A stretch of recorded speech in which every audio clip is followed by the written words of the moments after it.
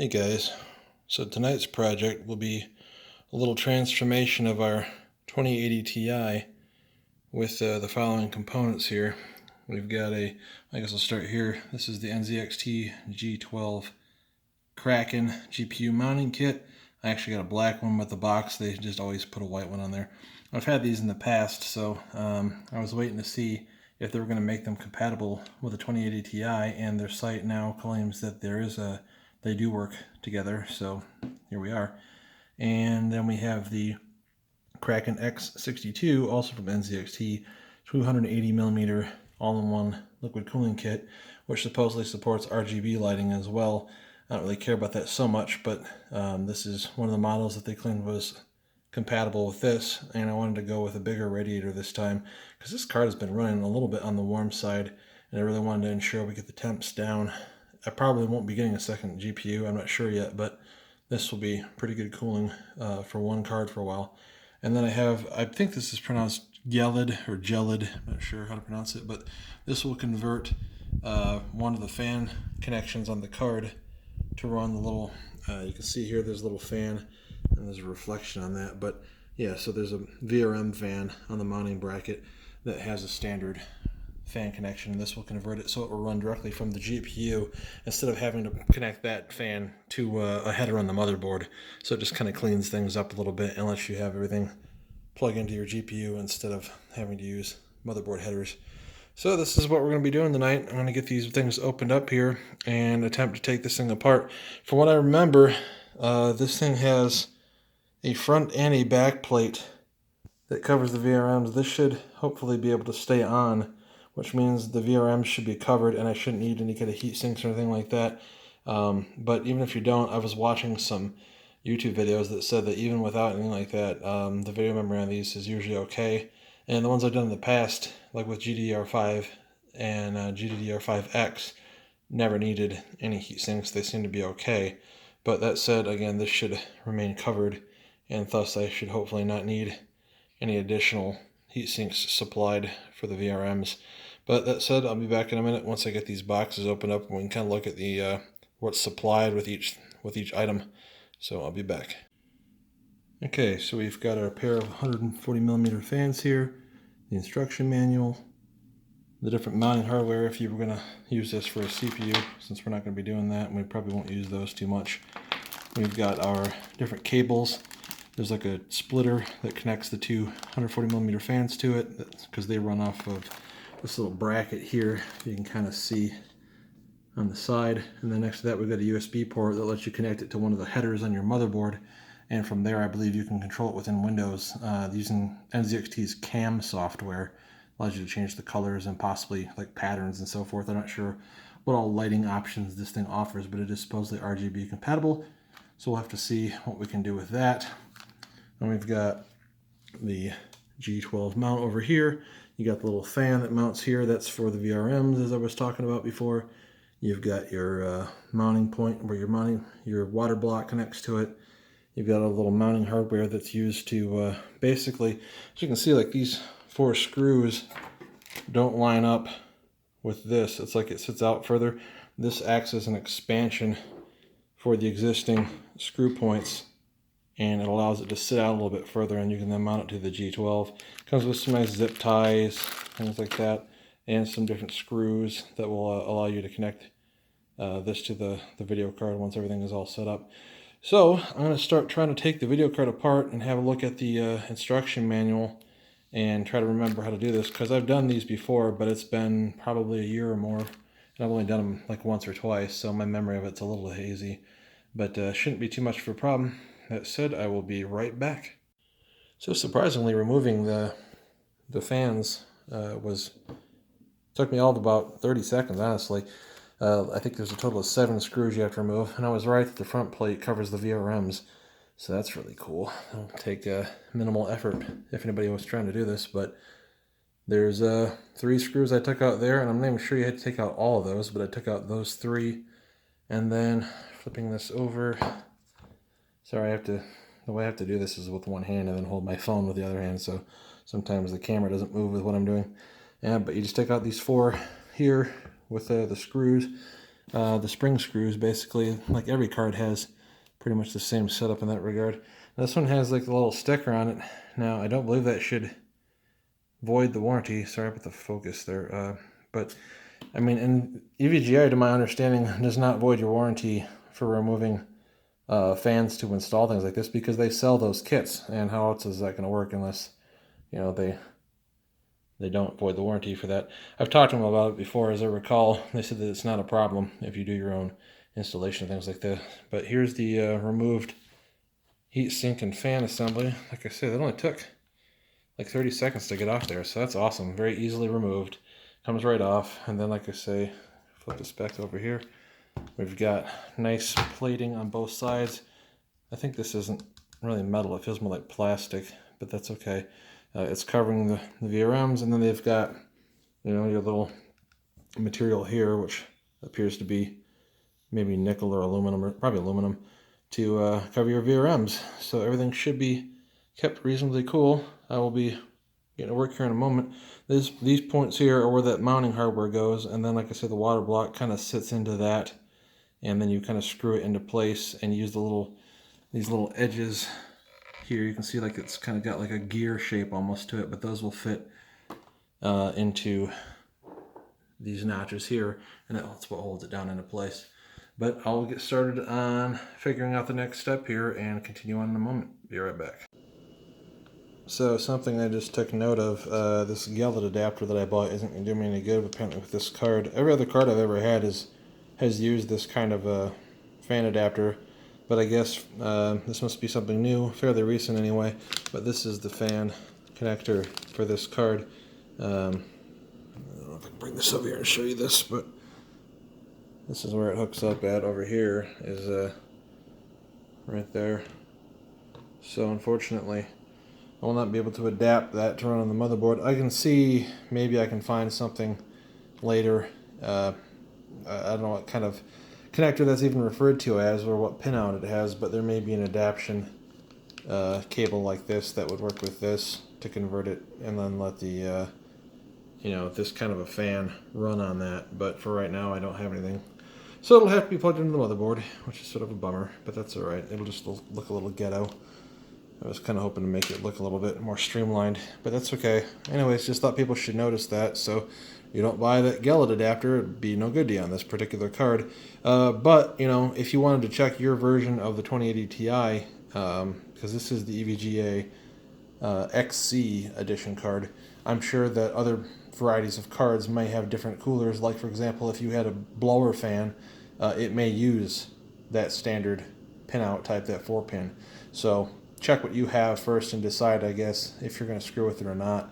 In my case, like I say, it doesn't look like it's going to work, but some standard reference blower fan models may have a different fan connection. So keep that in mind, but I'll be right back. Alrighty, so this may or may, I think it's going to work, but just some addendums. So like here, we've got the screws in there. I had to take the little washers off because they wouldn't fit in to the holes provided by the backplate. I would have had to take the backplate off. I guess if you wanted to, you could take the backplate off, put the screws in and mount all this crap, and then put it back on, because that would allow the washers to get a little bit underneath that, but I didn't feel like screwing with it, so, you know, to each their own on that. And then another thing, the reason these say A for AMD, the ones with N for NVIDIA didn't fit this card, and I had read on a web forum before I decided to order these components that might be the case. So the holes on here are the same spacing that AMD uses instead of NVIDIA. Now, like the NZXT G12 mount has been out for several years, and so their documentation has been updated somewhat, but there's still some things that, like, they just now added 2080 Ti on there the other day that says that it supports it, but they didn't mention on there that you would have to use the AMD brackets. Luckily, like I say, I found that on a web forum. You can also see, like, oops, these are kind of on the edge here of, you know, the surrounding area of the GPU, and they also kind of resting on the plate, but even if I took the front plate off, it would still be catching against that edge, so I don't think that makes any difference. Hopefully this will work. The picture doesn't really show whether or not there should be really any more flush to the GPU than that or not, but with all these little, shit, sorry about the focus, Why is it doing that? With all the little, you can see the internal wiring in the PCB for all the different circuit routes. I don't think you'd really want to get much closer to the board with it than it is. So hopefully that the water block will fit flush against the GPU. In the past, I've had to use like copper shims, where you take a copper, like a spacer, and put it on there so you can make contact from the GPU to the water block. Hopefully that isn't the case here, because I don't think I have any laying around. I had some. What I'd done with, where they are now, God only knows. When I moved, they're probably in a box somewhere, and I'd have to dig and dig and dig. It'd probably be easier just to order some more. They're not terribly expensive. It's like $1 or $2 for a decent sized bag, because they're thin little pieces of copper and they're worth about a penny a piece, really. Probably paying too much for them. But that had worked in the past. If that's what I have to do, then I'll have to continue the video here like tomorrow or something. But so far, so good. It looks like everything is how it's supposed to be. I got my fan mounted on there, as I showed you before. That's pretty straightforward, putting that on there. And then basically the way this is supposed to work is you kind of have to set this on here, but you have to have the water block already kind of in it, and you have to take like this mounting hardware off, and then you screw it in underneath this, and it hooks, like I showed, underneath like the little gear points, and then you put it all down on at one time, and then you screw it into place with these bad boys right here. So we're going to see if it all works. Like I say, I don't see how I can physically do all this and hold the phone at the same time, so I probably won't be able to film it, but I will try to describe it as best as possible, and anybody who has questions can ask in the comment section. If you are struggling to figure out how to get all this to line up, it's, the instructions aren't bad, but it's like one of those things where it could be described maybe a little bit better. So if you have questions, go ahead and ask, and I will do my best to answer them in the comment section. But I'll be right back, and I'm going to try to get this thing, into the final setup here, and then we can hopefully go hook it up and see how well it does as a cooling product. So I'll be right back. All right, I got everything on there. I got to tell you, getting the block on there and then getting these 4 thumb screws all on there was quite difficult. It's almost like it wasn't really made to fit on there, or it's really borderline. I did get them all on there, but for a while there I thought I was only going to be able to get 2, but whatever. They're all on, they're all in place. The fan is ready to be hooked up. I just got to go plug it into the system. I threw the little screws that were in the end back onto the card, but go plug it up here. I'm not sure which way the word NZXT is going to face on this. That's my only gripe, is that maybe I put the frickin', it's not really on there straight. It's at an angle, so I'm probably going to end up with NZXT on there at some funny angle or upside down or something stupid. I really don't want to do it again, so I don't know if I'll just live with it or what, but I'm more concerned with temperatures than anything really at the moment. So I guess we'll try it and see if it works and everything. As long as it's working correctly, I'll decide if I care enough to fiddle with the aesthetics later. But we'll see how it goes. Maybe it'll look good at an angle, but I'll be right back. I'm going to go hook it in upstairs and see how it does. Be right back. So I had to make a slight change and kind of redo things a little bit because of the way I had it at that funny angle. The USB connection and the fan connections were facing straight down, which wasn't a problem for the fan header, but it was a problem for this because that cable isn't at an angle or anything, and it was basically bopping right off the frickin' motherboard. It was impossible to get the card inserted into the PCI Express slot with that down there. So I had to take the frickin' mount off and then reorient the block and then put it back on and then screw it all back into place. But now with the angle that it's at, it should be fine. So had to make a change. Just keep that in mind. Whenever you orient your block, don't have your ports facing down. Be right back. Alright, so here we've got everything hooked up. I took the little sticker off.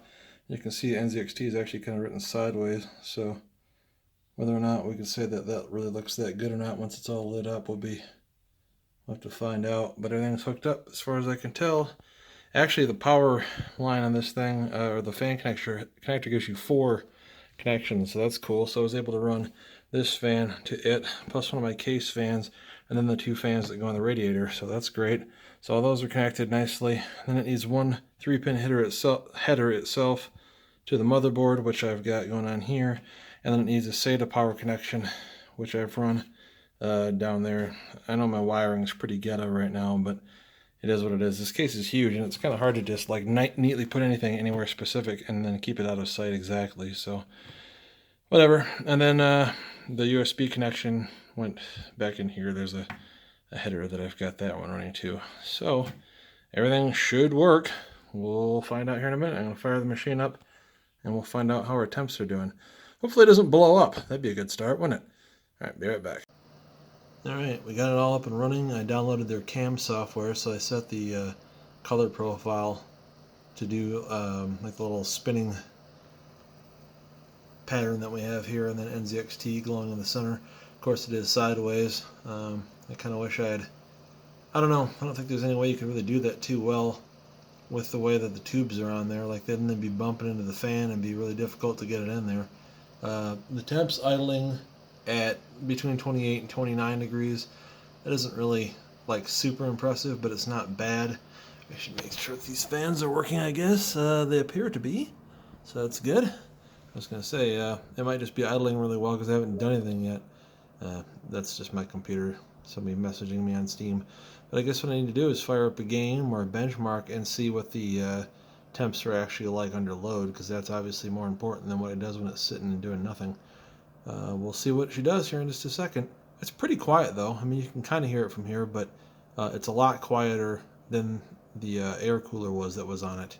I would say it's like probably a 10th to 15% as loud as that stupid thing was. At least having that thing at 65-70% speed, just to keep the damn thing in the the mid to high 70s temperature wise, it was quite loud. So this is a lot cooler. When you first fire it up, the pump, you'll hear the water moving around in it, and it kind of sounds funny. But after about a minute, it quits doing that. It just has to get all the water through the tubes for the first time. But it seems to be doing a pretty good job. I'm gonna fire up like a benchmark or something and see what the temperature does. I'm hoping it doesn't go above 60, and I'd like to see that it doesn't go much, maybe beyond like 52 to 55. I know on my previous 1080 Ti, and that only had a 120 millimeter radiator on it. With the single fan, that card never got much beyond like 52 to 54 degrees. It seems as how we got a 280 millimeter on this thing. Yeah, these cards tend to run a little hot, but I can't imagine that this wouldn't be able to do a pretty good job of keeping it cool. So we're going to see what happens here. I will fire up a benchmark and we'll see what the temps are like. I'll be right back. Alright, so it scored basically the same as it was before, because I haven't really done screwing around with the overclocking anymore. I imagine I should be able to achieve some higher overclocks now that the temperatures are so good. But as you can see, the minimum, it idled at 27, and now the maximum was 47 degrees. Oddly, it's now resting at like 32, which isn't as good of a idle temp as it was. Partly, I think, is because it's kind of warmer in here right now. It's really kind of cold outside, so I have the heat on in here a little bit. So maybe it didn't quite get back down to the same temp. I don't really know, again, like I say, why the idle temp, though, necessarily is, I don't know, it's not quite as good as I'd hoped it would be. I thought it would stay in the 20s for idle, and then, like I say, maybe get into the 50s for max, but I'd rather have a slightly higher idle temp and a much lower load temp. And as you can see, like I say, it definitely got that low load temp of 47. That's like a 7 or an 8 minute benchmark for time spy to run all the way through it, and for it to not have gotten any higher than that, it was pretty freaking great. I had Witcher 3 running prior to this, screwed around that for a few minutes, and it only got to like 44, 45 degrees. So again, well, I didn't play it for more than maybe like 5 minutes, but still, like I say, that's usually enough time for a GPU to get pretty close as hot as it's going to get. So it's doing a really good job. I put the case back together, and you can see, I mean, it's very reflective now, so bumped my desk. So I apologize that it's kind of reflective or whatever, so you can't see quite as nicely, but it's not, I don't know what it is. It seems like the camera picks up reflections more than the naked eye, because when I'm looking at it, it looks good to me, but through the phone I can see all the reflections and stuff. But I think it looks pretty slick. It's tons quieter than it was with the stock fan. That thing was just so freaking loud at like 75%, and you had to have it there all the time when you were gaming, or it would, it was getting too hot. This thing is a total different story. So, like I say, it may look a little screwy with all the reflections on it, but again, that I think has to do more with the phone picking that up, because to the naked eye, I can't see. You know, it depends on what you're focusing on. I think the camera gets everything, and the naked eye doesn't. But it looks really nice. It does a really good job. If anybody has any questions, looking for information on how to set this up, it took me a while to do it, and I've done it before. But there again, it's like, you know, this is a different cooler than I used before. It's a different card. It mounts a little bit differently. It was a little bit harder to get it on there. Because again, that mounting bracket is really kind of old, and this is a brand new card. The fact that it fits it at all is great, but you know, it wasn't really designed for it. So again, if you have any questions, ask them in the comment section. But I appreciate people watching the channel. It'd be great if someone could, if you guys could give me a thumbs up and like the video, and maybe even subscribe to the channel. I'll try to keep doing stuff like this. This is all out of pocket for me. I don't have any sponsorship or anything like the bigger channels, so I just kind of, when I can afford it, I buy stuff and I upgrade as I can. So anyways, thanks for watching, guys, and have a great night. Bye.